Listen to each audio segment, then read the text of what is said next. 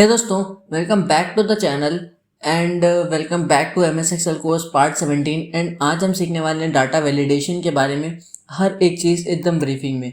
ठीक है, तो चलिए दोस्तों वीडियो को शुरू करते हैं। तो यहाँ पे अभी मैंने आपके सामने बहुत सारी चीज़ें ली हैं, क्योंकि डाटा वैलिडेशन में बेसिकली बहुत सारे ऐसे पॉइंट्स हैं जो मेरे को आपको एक्सप्लेन करने हैं। तो सबसे पहला पॉइंट यहाँ पे आता है नेम में। सपोज यहाँ पे आपके पास नाम लिखे हुआ है और आप चाहते हो कि अगर आपके पास कोई भी एम्प्लॉय वगैरह है, वो नया नया ऑफिस में वर्क करना है और वो आपकी जगह काम पे कर रहा है, ठीक है। अब वो उसने गलती से नेम ऑफ कैंडिडेट्स की जगह नंबर लिखना स्टार्ट कर दिया, तो आप चाहते हो कि उसको एक वार्निंग मिल जाए। तो यहाँ पे आप डाटा वैलिडेशन का यूज़ कर सकते हो। इसके लिए आपको जाना है डाटा वैलिडेशन में और सेटिंग्स में अपने को इसको कर देना है कस्टम्स।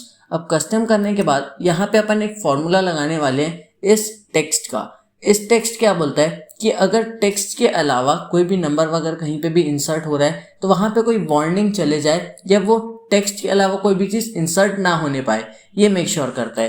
तो यहाँ पे अपन फॉर्मूला लगाते हैं इस टेक्स्ट B1, जिस पर जो भी इसका कॉलम सेल है वो अपन यहाँ पे देंगे इक्वल्स टू ट्रू। इसको देने के बाद अपन यहाँ पे एक एरर अलर्ट देंगे और एरर अलर्ट आप जिस भी लैंग्वेज में देना चाहते हैं उस लैंग्वेज में आप दे सकते हैं, लाइक इंग्लिश, हिंदी, जैसा भी। तो यहाँ पे मैं टाइटल डाल देता हूँ नेम का टाइटल देने के बाद मैं एरर मैसेज दे देता हूँ।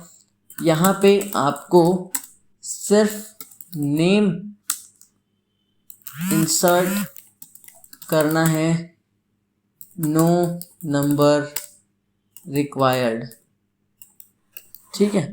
और इसके बाद जैसे मैं इसको ओके कर देता हूँ और मैं यहाँ पे जाके अगर कोई भी नंबर इंसर्ट करने की कोशिश करता हूँ तो यहाँ पे मेरे को वार्निंग आ जाएगी कि यहाँ पे आपको सिर्फ नेम इंसर्ट करना है, नो नंबर रिक्वायर्ड। तो इस तरीके से ये वर्क करता है। नेक्स्ट चीज़ यहाँ पे आता है मोबाइल नंबर का। सपोज आप चाहते हो कि यहाँ पे कोई भी एक्स्ट्रा टेक्स्ट वगैरह ऐड ना हो, तो यहाँ पे अगेन आप डाटा वैलिडेशन का यूज़ कर सकते हो।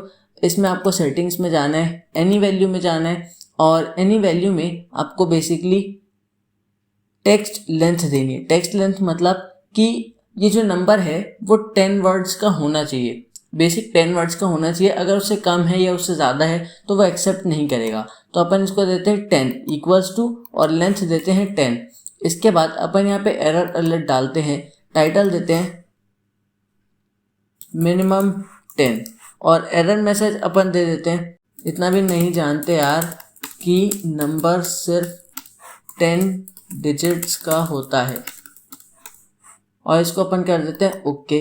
अब जैसे अपन यहाँ पे एक आध एक्स्ट्रा नंबर का कुछ नंबर टाइप करने जा रहे हैं तो यहाँ पे अपने को अगेन एक वार्निंग आ जाती है मिनिमम 10। इतना भी नहीं जानते यार कि नंबर सिर्फ 10 डिजिट का होता है, इस तरीके से। नेक्स्ट यहाँ पे आता है डेट ऑफ बर्थ। अब डेट ऑफ बर्थ क्या होता है, कई बार लोग एक्सीडिंग डेट्स मतलब जो एंड डेट होता है उससे आगे की डेट्स में डेट एंटर करने लग जाते हैं। तो यहाँ पे भी अपन डाटा वैलिडेशन का यूज़ करके उस चीज़ को रिस्ट्रिक्ट कर सकते हैं। इसके लिए अपने को जाना है एनी वैल्यू में और अपने को जाना है यहाँ पे डेट में। अब डेट जो है वो स्टार्ट डेट आप कुछ भी दे सकते हो, बट थोड़ा सा वैलिडेटेबल होना चाहिए, रिलेटेबल होना चाहिए। तो यहाँ पे जैसे मैं यहाँ पे स्टार्ट डेट देता हूँ 1/1/2000 और एंड डेट मैं दे देता हूँ 12/31 और 2007। अब इसके बाद मैं इसको कर देता हूँ एरर अलर्ट में एक टाइटल, डेट और मैं मैसेज डाल देता हूँ इतना भी नहीं जानते अभी सिर्फ तुम्हें 7 साल हुआ है, और इसको मैं कर दूंगा ओके।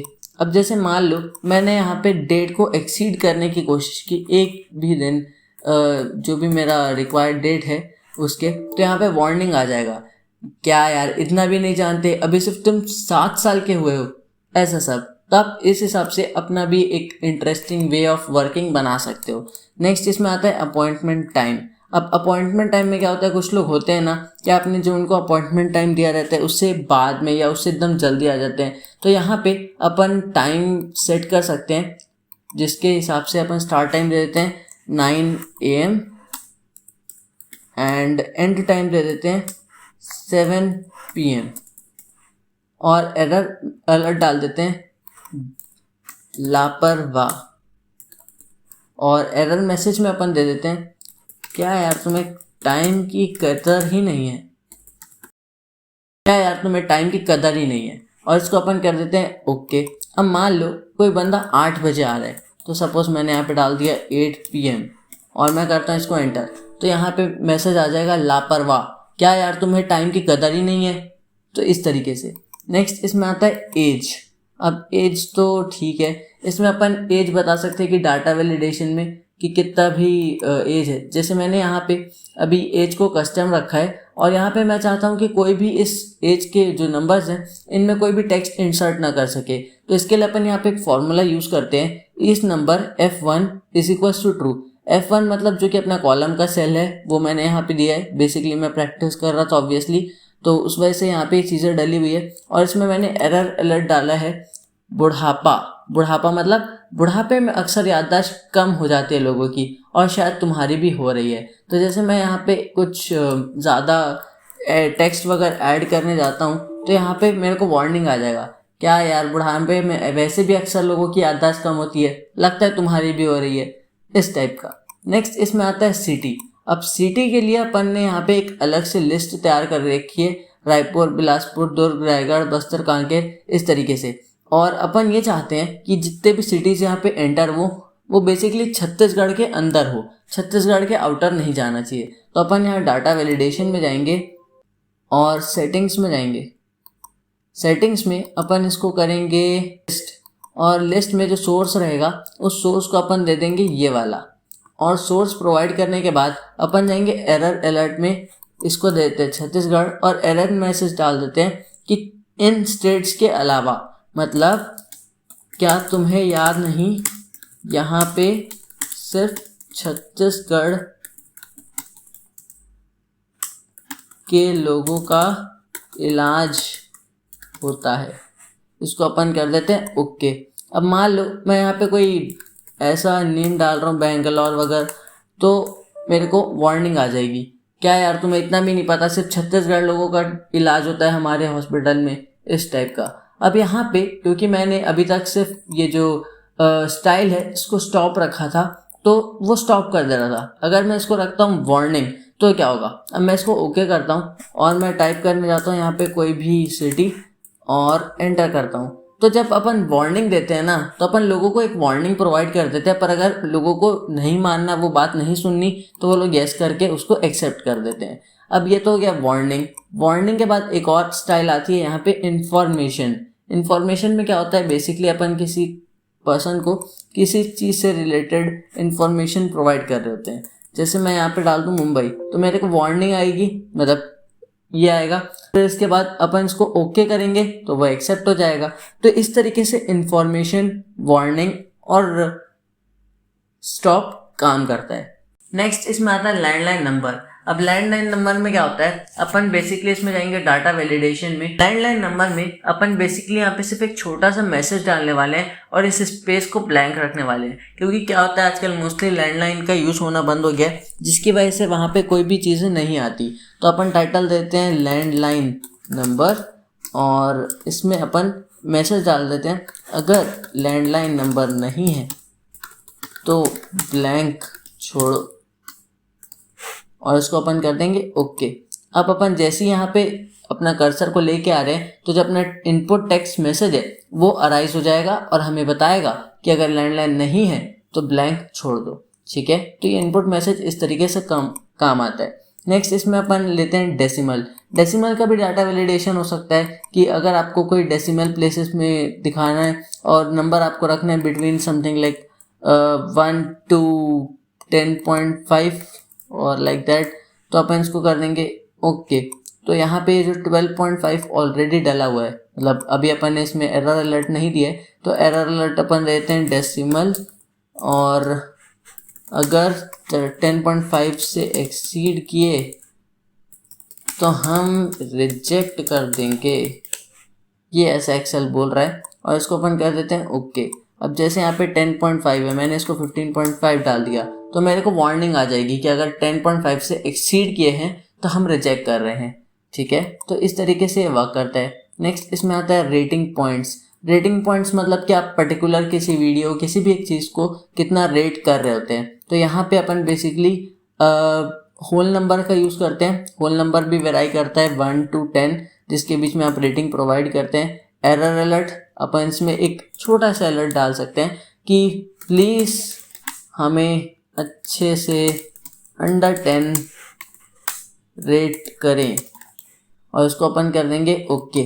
अब जैसे यहाँ पे अपन एक्सीड करने जाते हैं लाइक 11, तो अपने को वार्निंग आ जाएगी कि हाँ हमें अच्छे से अंडर 10 के रेटिंग दो, ठीक है। तो इस तरीके से जो डाटा वैलिडेशन है ये वर्क करता है, और इसके सारी चीज़ें अभी अपन ने सीख लिए जो कि अंदर एक सेटिंग्स में आती है। नेक्स्ट अपन बढ़ते हैं अपने नेक्स्ट शीट की ओर, और यहाँ पे मेरे को आपको एक थोड़ा अलग टाइप का डाटा वैलिडेशन शो करना है जो भी अपन सीखने वाले हैं। यहाँ पे अपन अभी बेसिकली क्या करने वाले हैं कि स्पोर्ट्स और प्लेयर्स इन दोनों के लिए डाटा वैलिडेशन की क्राइटेरिया को ऐसे डेवलप करेंगे कि अगर कोई भी स्पोर्ट्स अपन सेलेक्ट करते हैं तो उनके प्लेयर्स का जो नाम है वो ऑटोमेटिकली वहाँ पे एक ड्रॉप डाउन लिस्ट में आ जाए। तो इसके लिए अपन ने क्या किया है, बेसिकली अभी अपन ने एक अपने स्पोर्ट्स और साथ में बाकी उनके प्लेयर्स का नाम ले लिया है, और यहाँ पे स्पोर्ट्स और प्लेयर्स के 2 सेक्शंस क्रिएट कर दिए। अभी अपन क्या करने वाले हैं, यहाँ पे डाटा वैलिडेशन प्रोवाइड करने वाले हैं। तो अपन जाएंगे डाटा वैलिडेशन में, यहाँ पे अपन जाएंगे सेटिंग्स में, लिस्ट में, और अपन इसको सोर्स प्रोवाइड करेंगे कुछ इस तरीके से। और इस तरीके से सोर्स प्रोवाइड करने के बाद अपन इसको कर देंगे ओके। अब यहाँ पे सोर्स तो आ चुका है, तो जो भी अपन स्पोर्ट्स चूज करना चाहते हैं वो स्पोर्ट्स अपन यहाँ पे चूज कर सकते हैं। अभी यहाँ पे प्लेयर्स की लिस्ट देने के लिए अपन को क्या करना है, बेसिकली इस पूरे शीट को सिलेक्ट कर लेना है, और सिलेक्ट करने के बाद अपने को एक शॉर्टकट की प्रेस करनी है, Ctrl+Shift+F3, और यहाँ पे अपने को जस्ट इस टॉप रो को सिलेक्ट करना है, और जितने भी सिलेक्टेड नेम्स हैं इनके एक नेम मैनेजर में शीट क्रिएट कर लेंगे। तो अब अपन का जो नेम मैनेजर में जब अपन जाके देखेंगे फॉर्मूलाज टैब में, तो अपनी हर एक की शीट रेडी हो चुकी है, और इसको अपने को ऐसे के ऐसे ही रहने देना है। अभी अपन जाएंगे डाटा टैब में, इधर प्लेयर्स वाले सेक्शन में, और यहाँ पे अपन करेंगे डाटा वैलिडेशन। एकदम सिंपल सा, यहाँ पे अपन लिखेंगे इनडायरेक्ट ब्रैकेट ओपन करेंगे, और इस स्पोर्ट्स में जो अपन ने क्राइटेरिया दिया था इसको अपन सेलेक्ट करके ब्रैकेट को क्लोज कर देंगे, और यहाँ पे अपन कर देंगे इसको ओके।